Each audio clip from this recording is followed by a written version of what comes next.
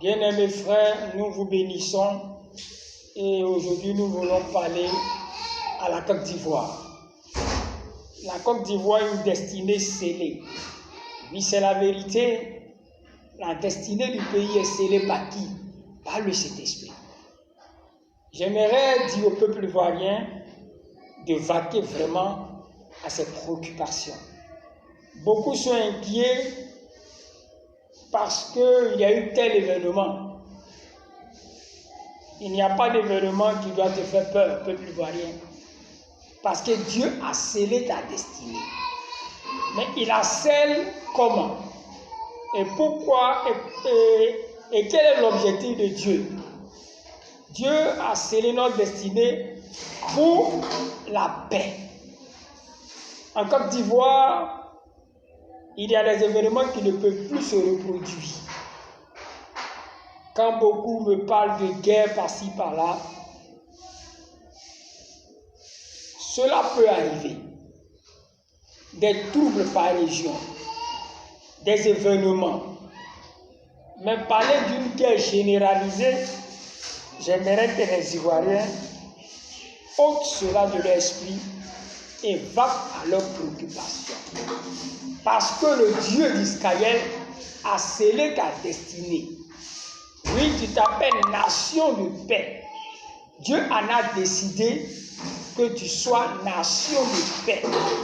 Ce qui doit préoccuper les Ivoiriens, c'est bel et bien de doter de leur cœur les haines.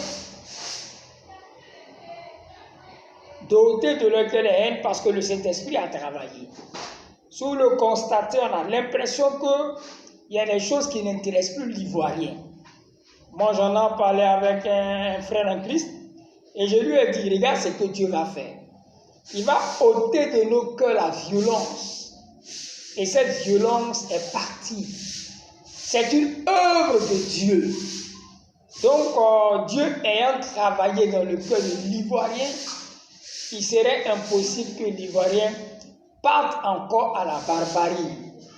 Mais ce que vous devez retenir comme d'Ivoire, Dieu a disposé les choses de telle sorte que tu t'appelles princesse et que l'on veille sur toi et que des nations veillent sur toi et que des peuples s'occupent de ta liberté totale.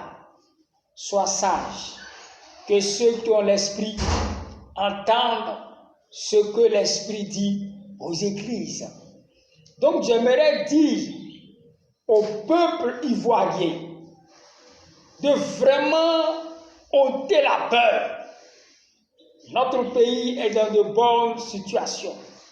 La Côte d'Ivoire est en train d'aller vers la totale liberté, la totale joie, la totale délivrance. Dieu est allé un peu. Il y a eu des vents qui ont soufflé. Il y a peut-être un an de cela, on a parlé d'un vent sur ma chaîne YouTube qui allait souffler. Et le vent a soufflé. Bien avant qu'il y ait la décapitation de ce jeune, bien avant que les personnes marchent, oui, nous avons révélé cela. Et vous pouvez fouiller dans l'une de nos vidéos, vous verrez qu'on avait parlé de cela. Un mois avant ou 2 mois, et même j'ai supplié les gens d'être prudents. Ce qui me fait mal au cœur, c'est que les gens ne prêtent pas attention, les gens n'écoutent pas le Saint-Esprit. Ça ne les intéresse pas. Oui, que le peuple ivoirien soit tranquille. Mais ce que nous devons retenir, que nous soyons chrétiens ou non chrétiens, il va nous falloir avoir une vie de prière. Il va y avoir quelques secousses. Oui, là, je n'en disconviens pas. Mais une guerre généralisée, je dis non. Ce n'est pas la volonté de Dieu. S'il arrive une guerre généralisée en Côte d'Ivoire, qui nous dure 1 mois, 2 mois, 3 mois, où on n'arrive rien à manger, ce n'est pas dans le plan de Jéhovah, mais Satan est passé par là. Voilà pourquoi vous devez vous lever. Parce que le diable est assoiffé de sang. Parce que le diable veut de la chair. Parce que le diable veut en profiter pour faire des rituels. C'est pourquoi l'Église, le chrétien, oui, même l'animiste, même le non-chrétien, doit prendre sa responsabilité. Et ce qui doit vous préoccuper, ce n'est pas la peur. Ce qui doit vous préoccuper, ce n'est pas la haine. Je vous demande même de refuser d'écouter des personnes qui vont en arrière. Oui, ces personnes sont dangereuses. C'est un esprit de python qui les anime. Refoulez leurs idées, refoulez leurs pensées. N'allons plus en arrière. N'allons plus dans l'histoire de la Côte d'Ivoire qui l'amena à la souffrance. N'allons plus dans l'histoire de la Côte d'Ivoire qui l'a divisée. Mais plutôt, ton avenir est meilleur. Nation de Côte d'Ivoire, l'Éternel a disposé toutes choses pour que ton avenir soit meilleur. La Côte d'Ivoire va traverser certes des secousses, mais je ne dis pas la guerre généralisée. Ces secousses seront des secousses légères. Ces secousses seront des secousses qui n'entraîneront pas des centaines de morts. Non. Ces secousses seront des secousses, même s'il y a mort, mais ce serait mesuré. Même s'il y a trouble, ce serait mesuré. Vous le verrez, Dieu ne permettra pas une guerre généralisée. Et les choses vont tellement se calmer. Les choses pourraient même se passer d'une manière silencieuse. Parce que la destinée de la Côte d'Ivoire est scellée. Bien-aimés, ce qui doit nous préoccuper, c'est la prière. Il faut que les chrétiens surtout lèvent les mains dans un état. Je vous préviens, levez vos mains et priez. Parce que je vous parle de secousses. Ça, c'est ce que Dieu veut. Mais ce que Satan veut, moi, je ne le sais pas. Parce que moi, je ne l'adore pas. Si Dieu me le révèle, je vous dirai. Mais je sens. Et comme la Bible déclare que Satan est méchant, et comme la Bible déclare qu'il est adversaire des choses de Dieu, ce que Satan veut pour la Côte d'Ivoire, c'est une guerre, feu, flamme, destruction. Que devons-nous faire? C'est de nous lever et prier. S'il y a 3, 4 églises dans un lieu où les pasteurs s'entendent, ils ont des affinités, ce n'est pas l'heure du bavardage. Ce n'est pas l'heure de l'inquiétude. Ce n'est pas l'heure que l'homme de Dieu part se mettre dans un club politique pour rechercher l'argent. Tu as l'argent et tu meurs. Par une balle assassine. Que dirions-nous? Il y aura des secousses certainement. Mais nous devons nous agripper à la prière. La puissance de la prière va fermer la porte de l'ennemi. Pendant que je vous parle, je fais une vision. Je vois une frontière ivoirienne ouverte. Et je vois comme des militaires qui entrent. Bien-aimés, nous devons demander à Dieu de nous aider. Ton Dieu t'aidera si tu lui désignes nation Côte d'Ivoire. Les chrétiens doivent s'élever dans la prière. Il faudrait que nous multiplions sur tous les moments de veiller. C'est l'heure de veiller et prier.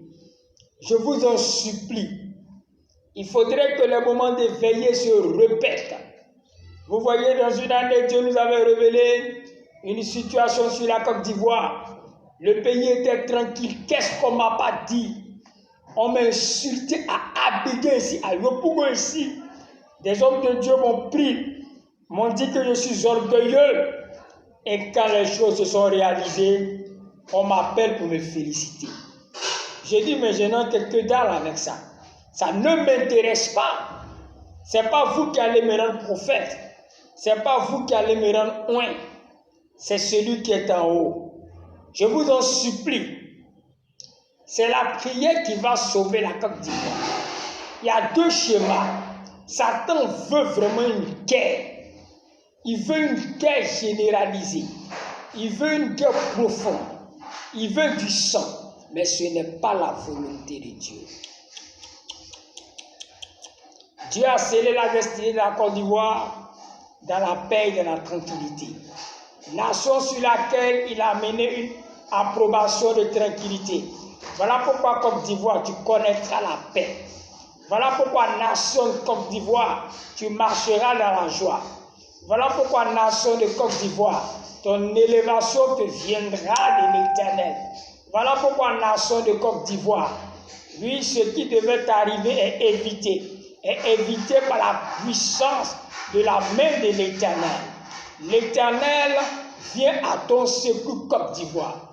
L'Éternel prépare toutes choses. L'Éternel évite toutes choses afin de mettre ton peuple, afin de mettre le périmètre carré de cette nation en sécurité. Côte d'Ivoire, tu connaîtras la sécurité. Ton Dieu veillera sur toi. Ton Dieu se manifestera. Ton Dieu agira. Seulement, lève les mains vers l'Éternel en phase d'intercession. Car c'est l'heure. Car c'est l'heure. Appelle ton Dieu.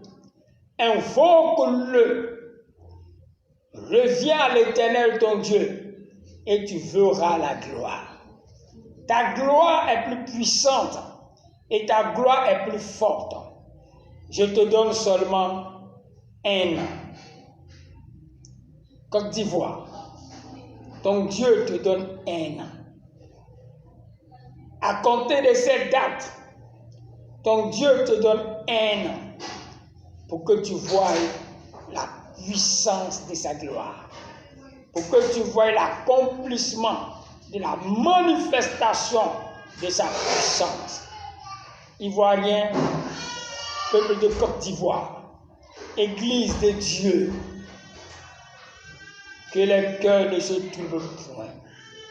Église de Dieu, peuple ivoirien, ne cédons pas aux ruses démoniaques. Unissons-nous, élevons les mains vers l'Éternel Dieu. Dans ces derniers temps, j'invite les hommes de Dieu au veiller. Je vous en supplie. Ceux qui ont la force, ceux qui ont l'énergie spirituelle pour les moments de jeûne, peuvent secrètement se retirer pour les 3 jours, pour les 1 semaine. Regardez, écoutez-moi très bien. Nous, à l'époque, quand nous étions un peu plus jeunes, 20 ans, 25 ans, même 30 ans, on se retirait beaucoup dans le ministère pour prier pour le pays. Je ne regrette pas. J'en ai vu les gloires jusqu'aujourd'hui. Beaucoup de personnes n'aiment pas prier pour les pays. Ils maudissent les pays. C'est malheureux. Ton propre pays, tu le maudis. Un homme, c'est celui qui aime son pays. Un homme, c'est celui qui est prêt à même se sacrifier pour son pays. Je n'ai rien à dire, mais il y a un monsieur qui m'a touché. Drogba Didi.